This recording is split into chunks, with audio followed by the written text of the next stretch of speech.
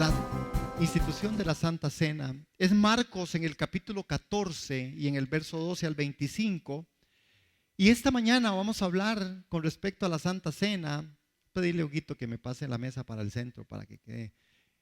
La noche en que Jesús celebró la última Pascua.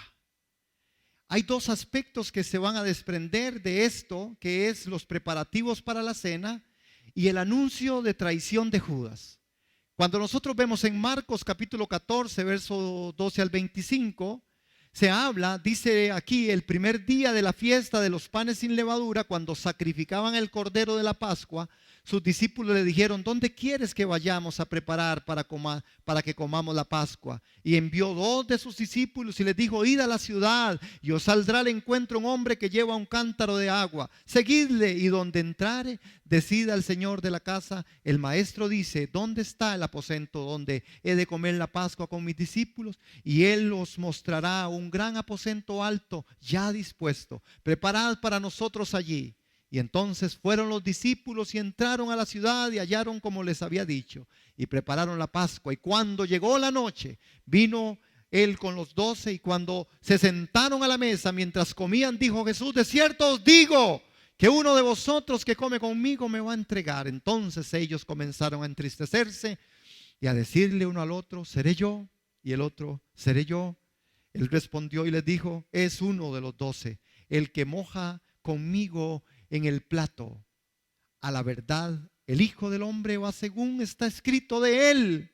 Mas ay de aquel hombre por quien el Hijo del Hombre es entregado. Bueno le fuera a ese hombre no haber nacido. Y mientras comían, Jesús tomó pan y lo bendijo, y lo partió y lo dio a sus discípulos, diciendo: tomen, este es mi cuerpo.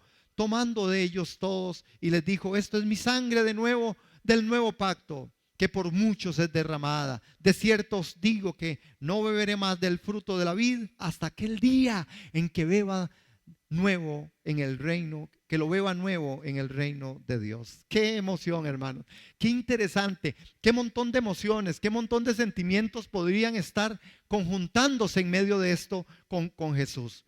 Nosotros vemos en este relato de Marcos cómo de verdad Marcos deja y hace de este relato algo tan importante y tan interesante. Y lo que nosotros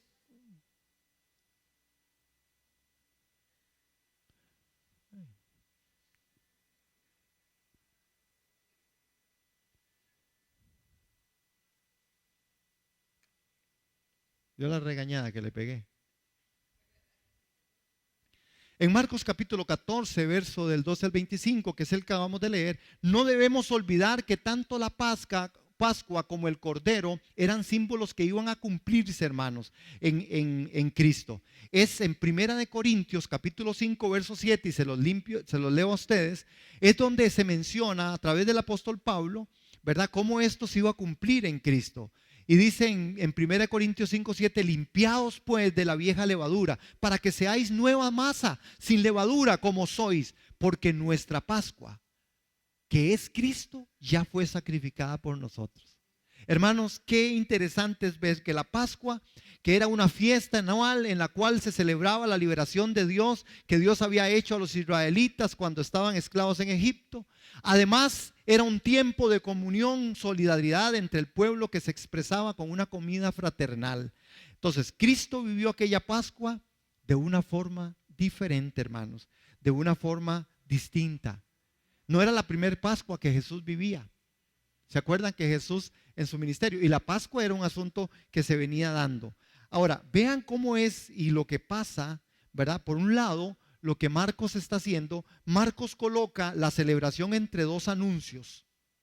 Uno de traición en Marcos 14, 18, ¿verdad? Y otro del abandono en Marcos 14, 26, 27 de parte de los discípulos. Hermanos, lo que resulta o lo que resalta la soledad de Cristo, asentada aún más por su relato en el huerto de Getsemaní, donde Jesús quedó solo en oración. Y por otro lado, después de esto vino el arresto, con lo que, ¿verdad?, Jesús estaba ahí, hermanos. Aquella no fue una fiesta de liberación. Aquella noche, aquel día fue algo espectacular profundo en el corazón, en los sentimientos y emociones de Dios, ¿verdad? En Lucas capítulo 22 se narra lo siguiente, ¿verdad? Dice la escritura que viendo todo esto aún, ¿verdad? Jesús pronunció al sentarse en la mesa cuánto había deseado comer con vosotros la Pascua antes de que padezca. Es decir, hermanos, para Jesús encontrarse ahí ha de haber sido un asunto bien difícil. Recordemos que Jesús era hombre, 100% hombre. Y Jesús está ahí, hermano, sabiendo que hay un cumplimiento de parte del Padre de los cielos, pero que hay una parte humana, hermanos, en donde en medio de la cena hay un traidor y en medio de la cena hay una pronunciación diciendo: todos ustedes me van a dejar. No era tan sencillo, hermanos. Ahora, tenemos que tener esto en mente para poder ver los aspectos que Marcos nos quiere narrar. Porque cuando se habla de la fiesta y la primer fiesta, el día de la fiesta de los panes sin levadura, Marcos nos aclara que la noche en que Jesús cenó con sus discípulos fue la misma en la que se sacrificaba el cordero de la Pascua. Es decir, hermanos, la fiesta de la Pascua iba unida a la fiesta de los panes sin levadura. ¿Por qué es tan importante esto para nosotros en nuestro contexto? Bueno, porque una de las cosas importantes, muy importantes, es que lo que nosotros celebramos o lo que nosotros hacemos aquí, normalmente los primeros domingos del mes, que es solamente el recordatorio de algo que ya pasó y ya se hizo, pero que a nosotros se nos dejó esto de parte de Dios establecido. Una ordenanza. Esto es una ordenanza. Y si es una ordenanza, no hay cuestión. Si es una ordenanza, no hay cómo brincársela. Si es una ordenanza, necesitamos no solo enseñarla, necesitamos reproducirla. Por eso en esta mañana nos estamos ocupando de que nosotros algunos aspectos los tomemos en cuenta. ¿Como cuáles? Bueno, como que la fiesta de la Pascua y de los panes sin levadura era lo mismo, que la primera solo duraba un día y era un momento en que se sacrificaba el cordero pascual, mientras que la segunda duraba 7 días. En Levítico es donde se registra que en el mes primero, a los 14 del mes, entre las 2 tardes, Pascua es de Jehová, y a los 15 días de este mes es la fiesta solemne de los panes sin levadura. A Jehová 7 días comeréis panes sin levadura.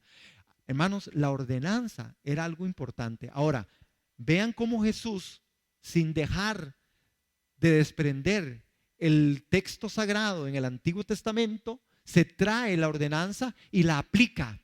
La aplicación de Jesús en el Nuevo Testamento de esto que Él hizo ahí, hermanos, era lo que realmente estaba registrado y se había hablado de Él. Ambas fiestas se celebraban juntas y por esta razón podemos encontrarnos, hermanos, que muchas veces en los evangelios encontramos una y otra puesta en esa forma. Ahora, ¿qué era lo que realmente significaba? ¿Recuerdan ustedes al pueblo de Israel en Egipto? Cuando el pueblo de Israel estaba en Egipto, se les dio una orden. Y la orden era que pusieran sangre de un cordero en los dinteles de la casa. En Egipto los israelitas se pusieron la sangre en el dintel de los postes de las puertas y no fueron heridos por el ángel exterminador. Esto no es solo una historia, hermano. Esto es algo profundo. Porque la sangre de Cristo fue puesta en los dinteles de nuestro ser, de todo lo que nosotros somos, de toda nuestra vida. Nosotros estamos entonces cubiertos por la sangre de Jesús, por la sangre del Cordero, para que el exterminador no venga, para que el exterminador no pueda contra nosotros. Y aquí es donde nosotros a veces como iglesia necesitamos, y cristianos necesitamos reflexionar. Hermanos, ¿por qué a veces los temores nos atacan? Nos atacan temores sobre muerte, nos atacan temores sobre enfermedad, nos atacan temores sobre crisis económica, nos atacan temores sobre situaciones emocionales, nos atacan temores sobre asuntos laborales. Pero no es que la sangre del Cordero ha sido derramada, ha sido puesta en los dinteles y ahora yo tengo que vivir en fe y en confianza de que el exterminador no, que a mí todo lo que me ocurra, que a mí todo lo que me pase tiene propósito en Dios, aún de mis errores, aún de mis debilidades, Dios sacará ventaja. Claro, yo tendré que vivir mis consecuencias, Porque si yo no soy obediente a Dios por medio de su Espíritu, yo tengo consecuencias. Pero aún en las consecuencias, Dios no me deja. El pueblo de Israel vivió esto, hermanos. Ahora, de la misma manera, aquellos que confían en el sacrificio de Cristo son lavados por su sangre. También serán liberados de la ira venidera. Este es el otro punto en que nosotros, cuando celebramos Santa Cena, nosotros tenemos que tener en cuenta. Nosotros, a través de esto, estamos recordando que seremos liberados de la ira venidera. ¿De qué estamos? Recordando que seremos ¿de qué? Ay, de los que van a vivir la ira venidera del Cordero, hermanos. Va a ser duro, hermano. Va a ser muy duro. Pero nosotros tenemos en la promesa de Dios que Él nos ha librado de esto. ¿Qué más nos habla? En el caso de los israelitas, el fin de la esclavitud en Egipto y el comienzo de su vida nacional. Y por otro lado, el sacrificio de Cristo supuso el fin de la esclavitud del pecado y el comienzo de un nuevo pueblo que se llama la iglesia. Hermano, lo que se estaba celebrando ahí no es entonces un asunto solamente de que vengamos y comámonos el pancito que nos hace doña Carmen, ¿verdad? Y el juguito que nos, ¿verdad? No, hermano, estamos hablando de algo más profundo, de lo que en esta mañana tenemos que ser conscientes, de lo que está pasando en nuestro corazón. Nosotros somos un pueblo nuevo, somos una nueva nación, nación santa. Nosotros somos la iglesia de Jesús, somos la iglesia de Jesús, somos la iglesia de Cristo. Y yo quiero que por favor usted le recuerde, hermano, que está al lado, usted es iglesia de Cristo. Y eso significa mucho, hermano. Ahora, claro, en medio de todo esto, ¿verdad? Ya lo leímos en el relato, los discípulos le preguntaron, ¿verdad? ¿Dónde, ¿verdad? A Jesús, ¿dónde quería que fueran a preparar para que comieran la Pascua, ¿verdad? Ellos tendrían que conseguir un animal, ¿verdad? Que tenía que ser preparado. Y entonces cuando ese animal lo tenían que llevar al templo donde lo matarían. Luego el sacerdote recogería la sangre del cordero, la rociaría sobre el altar y luego los discípulos llevarían el cordero a la casa para asarlo. Cuando Jesús los manda a hacer esto es porque los mandó a que tenían que ir al templo. Vea, consígase en el cordero, tenía que ser sin defecto, tiernito. Tenía que alcanzar para los 12 porque lo tenían que comer todo, hermano. Ahí sí tenía que quedar la mesa limpia. ¿Y qué hicieron ellos? Ellos tomaron esto y fueron al templo. Y cuando fueron al templo lo presentaron y presentan este cordero delante del sacerdote y entonces en el templo lo matan. Y la sangre que se recogía de ese cordero era rociada, hermanos. Yo no sé qué pasaría por la cabeza de los discípulos. Ellos estaban muy acostumbrados a esto. Eso era una parte de su ritual. Era una parte en la que ya ellos estaban, como decimos nosotros, diestros. Pero el impacto y la forma en la que cuando Jesús les dice es que yo soy ese cordero, es que yo soy esa sangre, es que yo soy ese pan. Hermanos, yo no sé cómo quedaron esa gente ahí. Posiblemente, hermanos, de verdad, no sé qué se hubiera hecho. Cuando usted se da cuenta que aquello que le hacían a aquel cordero le iba a ser hecho a Jesús de la misma forma. ¿Se acuerdan cuando Jesús es llevado en primera instancia a que fuera a declarar los hechos y los eventos de lo que le estaban acusando? Era en el templo. En el templo estaba el sumo sacerdote. ¿Se acuerdan cuando el sumo sacerdote toma y dice estas palabras? Es mejor que muera uno por el pueblo que no todos del pueblo. Parafraseado. Profetiza este hombre que de verdad es el Cordero. Y lo que hace, hermanos, es que es impresionante cómo la Escritura, hermanos, no ha dejado nada por fuera. Cómo la revelación de Dios, cómo Dios por su Espíritu viene y hace que las cosas sucedan. Porque cuando Jesús es sacado de ahí y es llevado otra vez a Pilatos, y Pilatos otra vez dice, no, yo me lavo las manos pues de esta sangre, hermano. Ellos no estaban sabidos de qué estaba pasando. Jesús sabía qué estaba aconteciendo, lo que le había pasado a aquel cordero que aquellos discípulos habían llevado ahí para que el sacerdote lo agarrara y lo degollara y la sangre fuera rociada. Era exactamente esto, hermanos. Y el hombre hoy estaba haciendo lo mismo con el cordero de Dios. Jesús estaba ahí. Por eso, hermanos, debió haber sido muy difícil para Jesús. Sabiendo él, hermanos, y tras de esto, hermanos, se le da que hay una traición de por medio. Nosotros tenemos y aprendemos, hermanos, que definitivamente Dios no se ha salido, que Dios tiene todo bajo su control y que lo mejor siempre en Dios está por venir. Ahora, Él les dice: uno de vosotros que come conmigo me va a entregar. El anuncio de la traición, hermanos.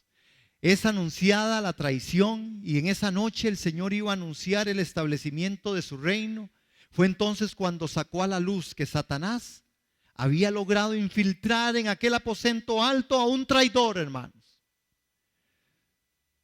Esa noche el Señor iba a anunciar el establecimiento de su reino y sacar a la luz que Satanás había logrado infiltrar en aquel aposento alto a un traidor. Un traidor entre ustedes. ¿Qué es esta figura, hermano? Porque si nosotros solo lo dejamos con que fue Judas, qué fácil es quitarse el tiro. ¿Qué era el traidor entre ellos? Para nuestro contexto, hoy, dentro de nuestra forma de vivir el cristianismo, yo creo que sí hay mucho de traición al día de hoy. Y creo que este escenario lamentable se sigue ocurriendo. Hay traición cuando no trazo la escritura de forma adecuada. Hay traición cuando yo no cumplo los deberes del cristiano. Hay traición cuando los ejercicios espirituales han quedado de lado. Hay traición cuando yo no le hago caso a la escritura. En lo que la escritura a mí me dice de la guía del Espíritu, de Santa Cena, de ser adoradores, de congregarnos, de ser estudiosos de la palabra, de dar, de ir y predicar el Evangelio. Hay traición a Dios. Hay traición a Dios. Sí, hay traición a Dios cuando yo de mi propia voluntad, sabiendo hacer lo bueno, no lo hago. Sí hay traición, hermano. Y nosotros tenemos que tener ese cuidado porque hay una advertencia para el traidor. Ay de aquel, dice Jesús. Ay de aquel, mejor le hubiera sido no nacer. Yo sé que en el texto, ¿verdad? En el estudio del texto, en la primera forma en que el texto sale, tiene que ver específicamente con la traición de Judas. Pero dentro de la aplicación, nosotros tenemos que investigar en nuestro corazón cómo andamos nosotros con respecto a esto. Porque nadie está obligado, hermanos. Los que estamos aquí hemos decidido por Cristo en su misericordia y su gracia. Él nos vino a buscar y lo hemos tomado como Dios y Señor. No hay algo que se nos haya impuesto. Pero desde ahí es donde nosotros, cuando no hacemos lo que es correcto y no hacemos lo que Dios quiere que nosotros hagamos, nos convertimos en traidores. ¿Qué fue lo que hizo Judas? Judas fue en el acto que corresponde a esto, agarró y fue al sumo sacerdote y le dijo: yo sé quién es Jesús, yo soy con él.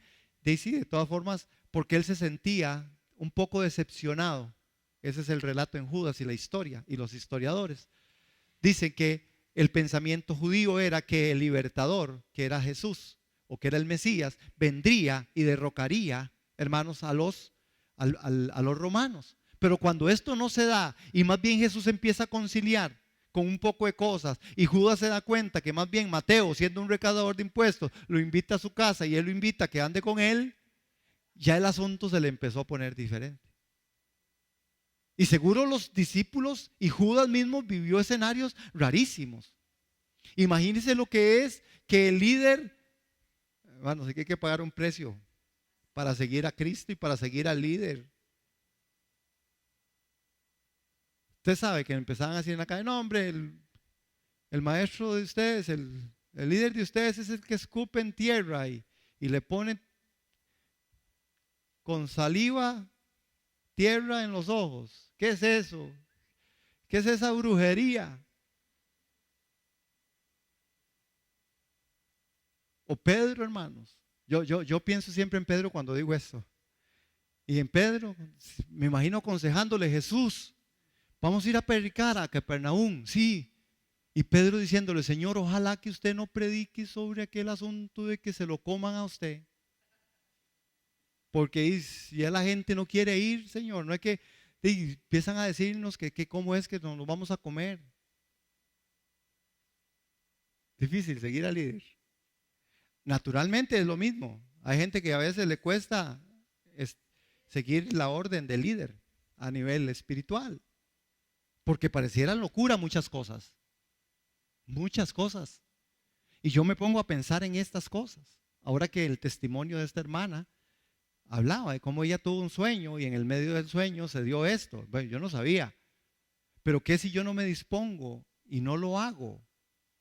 Bueno, posiblemente seguro no pasa nada, pero cuando se hace, hay algo que queda impregnado en el corazón de ella. Y Dios viene a ministrar. Y yo sé que muchos que pasaron en esta mañana aquí, estoy seguro de esto, muchos fueron tocados. Y yo sé que tendrán respuesta en Dios. No porque yo ore, hermanos. Es por la obediencia a la guía del Espíritu Santo, hermano. Y eso no es un asunto solo para mí.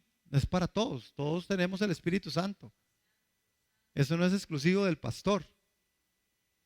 Ni yo soy aquí, ni el más espiritual, ni el más carga.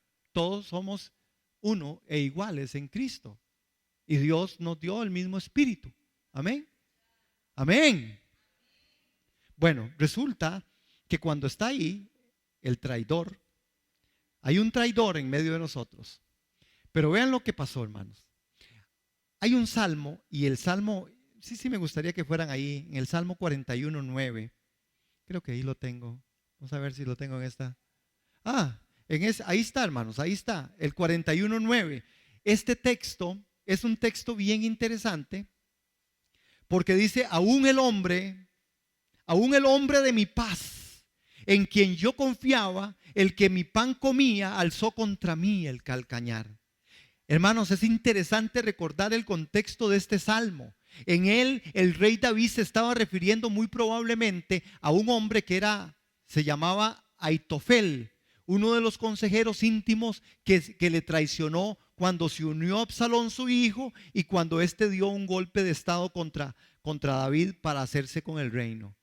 Posiblemente David en ese tiempo vivió, porque dice que tanto Judas como Aitofel, ¿verdad?, comían en la mesa del rey, comían en la mesa. Judas en la mesa de Cristo y Aitofel en la mesa del rey David. Ambos traicionaron a sus respectivos soberanos y ambos se suicidaron al fracasar sus malvados planes.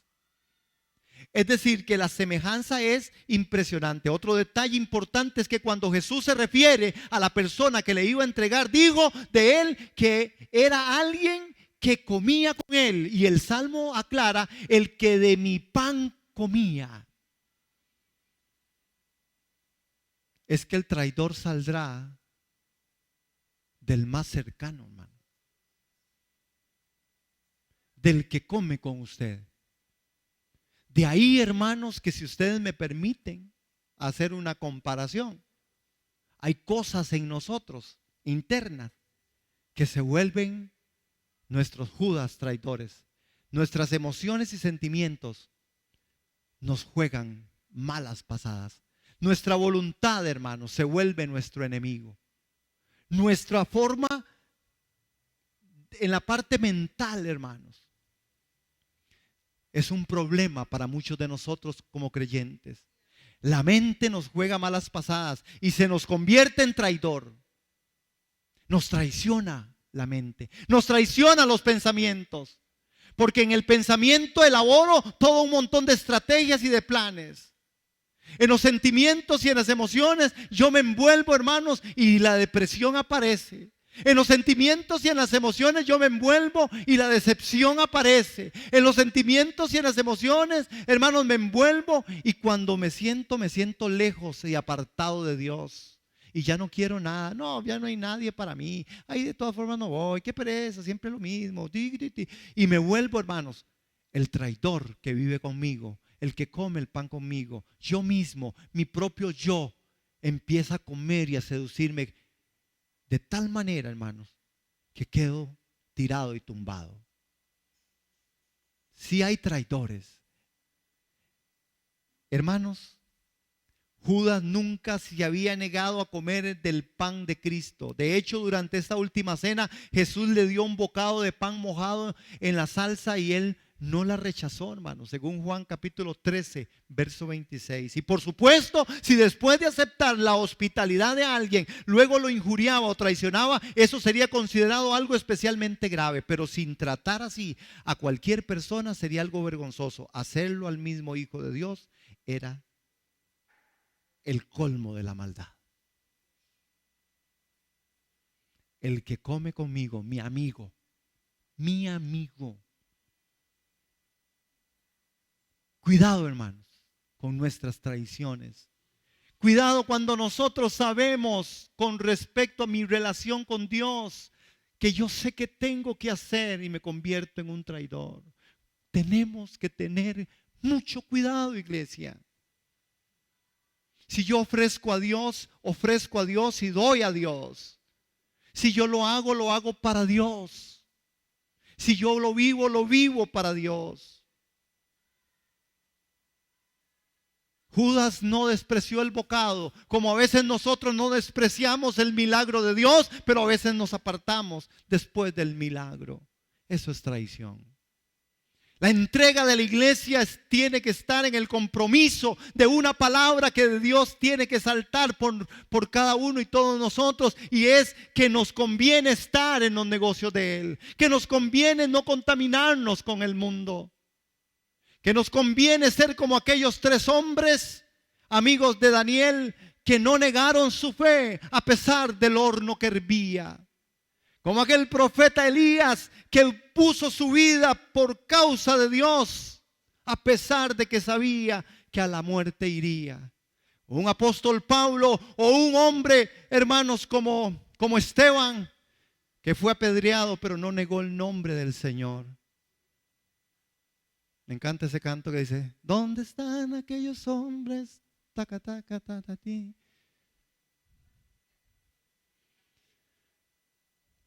¿Dónde están aquellos hombres como Elías que pusieron su vida por Dios? ¿Dónde están aquellos 3 amigos de Daniel que fueron puestos? Eso es lo que dice el canto.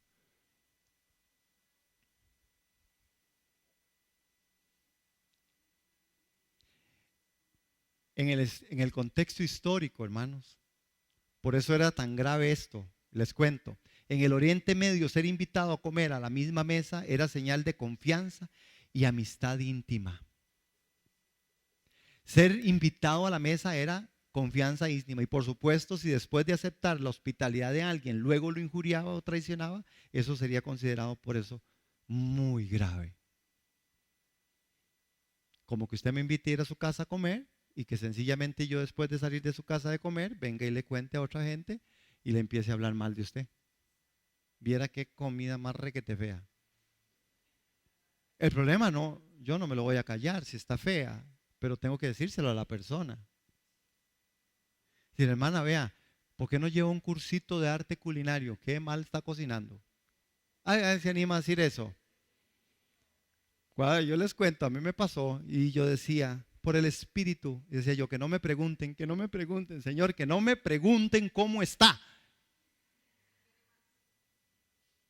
Y exactamente yo pensando eso y sale la pregunta, ¿cómo está? Yo decía, no puede ser, Señor. ¿Por qué a mí?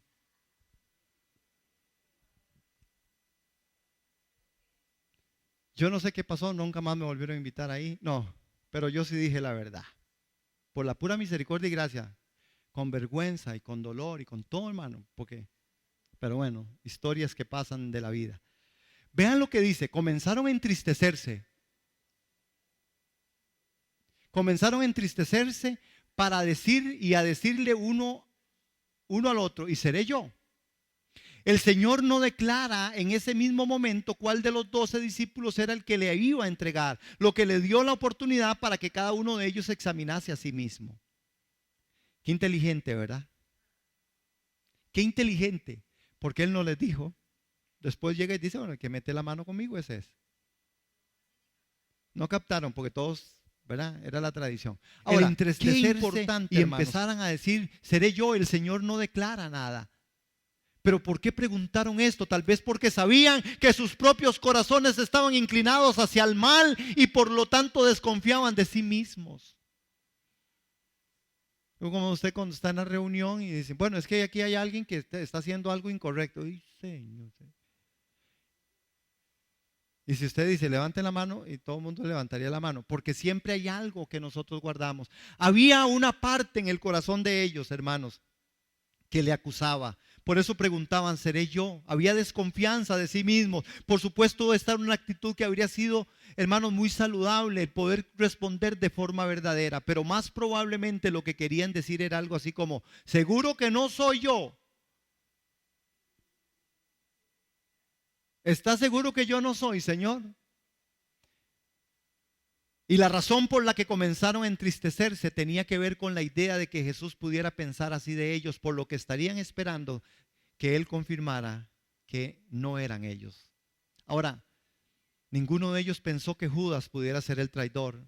¿Y cómo era de esperar? Él también preguntó lo mismo que los demás. Judas fue el que dijo, ¿soy yo, maestro?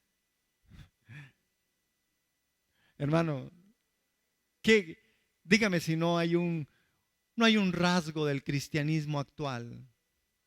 Hay un rasgo del cristianismo actual en esta pregunta. A veces no hacemos lo correcto delante de Dios y después llegamos y decimos, Señor, ¿seré yo? Y dice, Señor, ¿qué seré yo? Sí, usted fue el que lo hizo, usted pecó y no se ha arrepentido, usted no está practicando la verdad y la justicia, usted no está practicando el amor, ¿seré yo acaso? Yo creo que si hay respuesta de Dios, por eso afinemos nuestro corazón. Y vean lo que pasa y lo que acontece.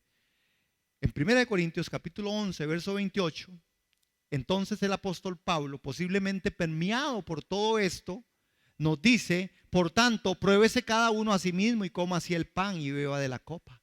Es decir, busquen la santidad. Pablo, entendiendo lo que había pasado en esa cena, posiblemente él tiene una recomendación y el Espíritu Santo de Dios le indica que venga a ese proceder. Pruébese cada uno a sí mismo.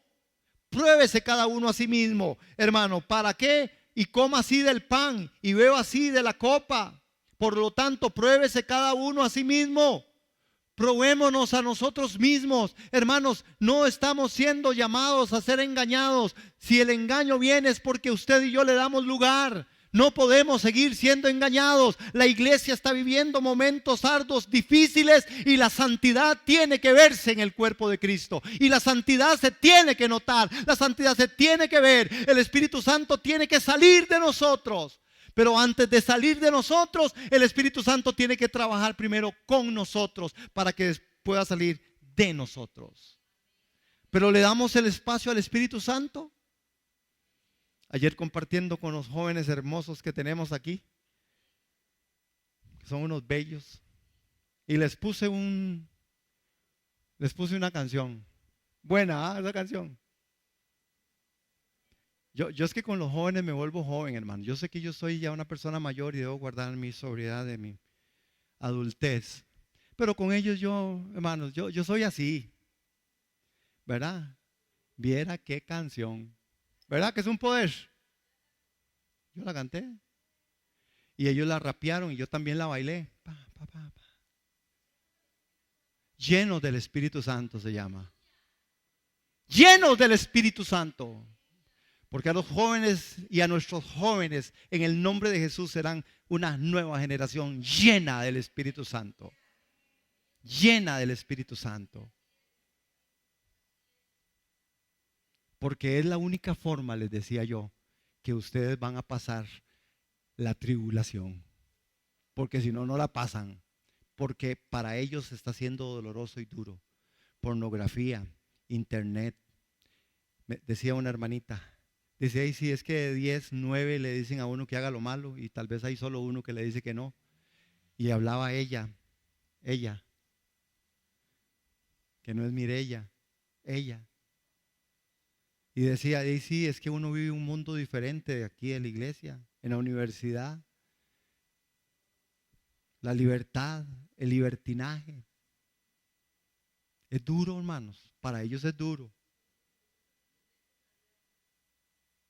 Pero si son llenos del Espíritu Santo. Me acuerdo de esa canción. ¿Ustedes se acuerdan de una canción que decía, el Espíritu Santo te quita lo gallina, el Espíritu Santo? Pero ¿de qué edad soy yo? No.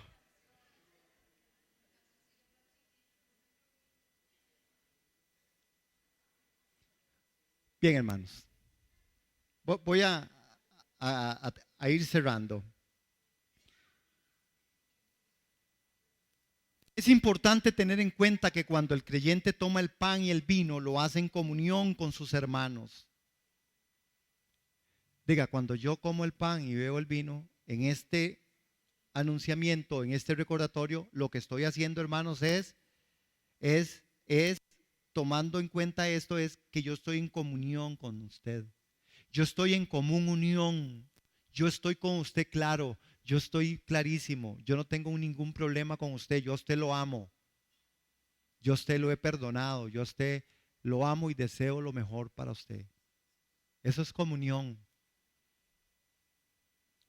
Hermanos, importante tener en cuenta esto, porque eso será necesario examinar también en nuestra relación con los hermanos.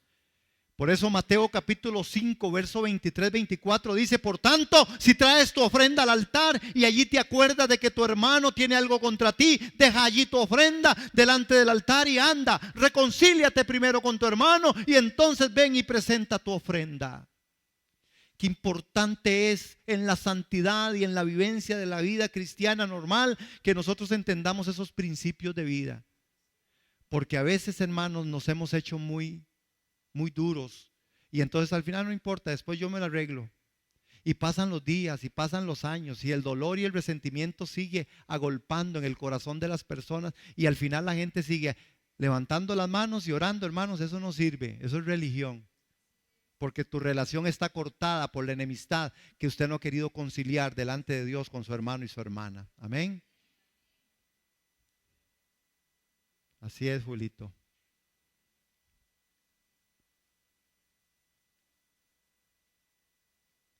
Ese es el punto, hermano. Ese es el punto. El punto es cómo estoy viviendo mi vida. Cómo estoy viviendo mi vida. ¿Cómo estoy viviendo mi cristianismo? No puede ser que yo siga viviendo un cristianismo, hermanos, en medio de todo un montón de aspectos emocionales, sentimentales, que me amargan, que me turban, que no lo estoy haciendo de la forma adecuada y que yo siga viniendo a la iglesia levantando las manos. Hermanos, no funciona. Dios no admite, Dios no quiere masa leudada. Eso era los panes sin levadura, se lo comían por todos esos días, 7 días comiendo el pan sin levadura, 7 días en donde ellos decían, no queremos nada con el pecado. Ahora para nosotros los cristianos de este siglo, de este momento, es el pecado, tiene que ser rechazado. Si tengo algo contra mi hermano, debo dejar primero ir a él, pedir perdón, reconciliar, amar y después comer y dejar la ofrenda.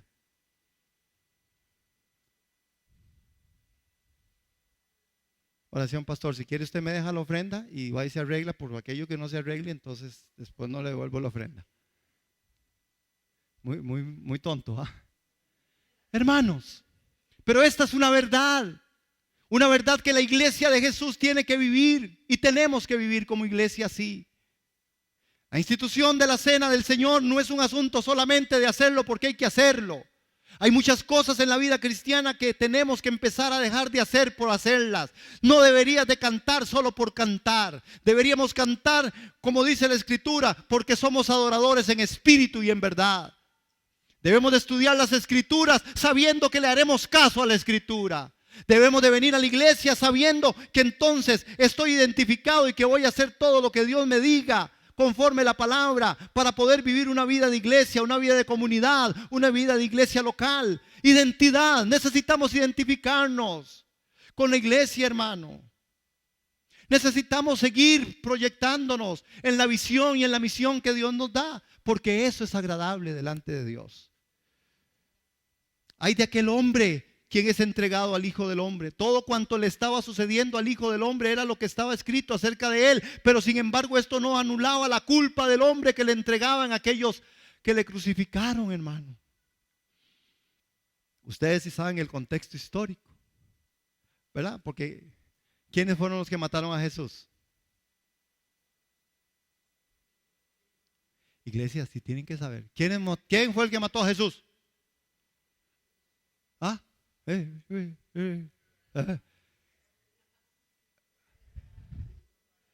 Hermanos, ¿qué pastor se tienen aquí? Nunca les ha discipulado. ¿Qué pastor más malo? Los que mataron a Jesús fueron los romanos. La mente intelectual de tal asesinato fueron los judíos. Y el plan y el propósito eterno de Dios era el Padre, que ya tenía planificado y planeado desde el plan eterno de Él que esto acontecería. De ahí que la perspectiva de Jesús es: a mí nadie me mata, yo me entrego. Si para el hombre lo mataron, para Jesús fue: yo me entrego. Nuestra vida cristiana debiera ser así. A mí nadie me mata, yo me entrego. A mí nadie me está rogando para que dé, para que venga, para que haga. Yo lo hago, yo vengo, yo doy. Amén. Ay de aquel por quien es entregado el Hijo del Hombre. Hermanos, esto sí, así porque Dios en su soberanía nos ha dado voluntades con el fin de que lleguemos a conocerle y establezcamos con Él una relación de amistad y de amor. Y Él no nos ha hecho como robots que están determinados a hacer ciertas cosas.